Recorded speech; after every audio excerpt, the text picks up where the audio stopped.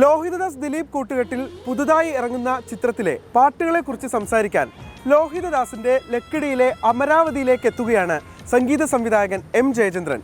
വീട്ടുമുറ്റത്ത് ചാരു കസേരയിൽ ലോഹിതദാസ് ഇരിക്കുകയാണ്. നേരെ ചെന്ന ലോഹിയേട്ടനെ കണ്ടു.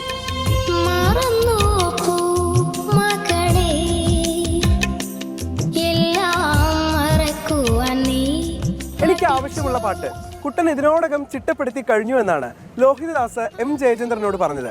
അത്ഭുതപ്പെട്ട ജയചന്ദ്രൻ അത് ഏത് പാട്ടെന്ന് ചോദിച്ചു. കഥാവശേഷൻ എന്ന ചിത്രത്തിലെ കണ്ണും നട്ട് കാത്തിരുന്ന എന്ന പാട്ടാണ് ലോഹിതദാസ് ഉദ്ദേശിച്ചത്. ഞാൻ പറഞ്ഞത് ഇപ്പോൾ ടി വി ചന്ദ്രൻ സാറിന്റെ സിനിമയിൽ വന്നതല്ലേ, അപ്പോൾ അതെങ്ങനെയാണ്?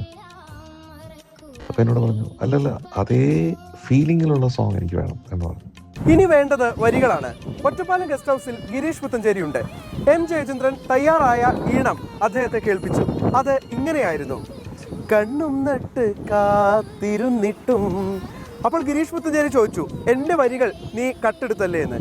ഗിരീഷ് പുത്തഞ്ചേരിയോടുള്ള എം ജയചന്ദ്രന്റെ മറുപടി, നമുക്ക് ഇതുപോലത്തെ ഒരു വരികൾ വേണമെന്നുള്ളതായിരുന്നു. ഗിരീഷ് പുത്തഞ്ചേരി അപ്പോൾ തന്നെ വരികൾ പറഞ്ഞു കൊടുക്കുകയായിരുന്നു.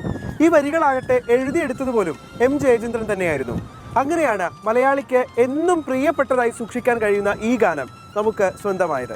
പ്രിയപ്പെട്ട ദാസേട്ടന്റെ അതിമനോഹരമായ ഘനഗാംഭീര്യമുള്ള ശബ്ദം ഈ പാട്ടിനെ മറ്റൊരു തലത്തിലെത്തിച്ചു.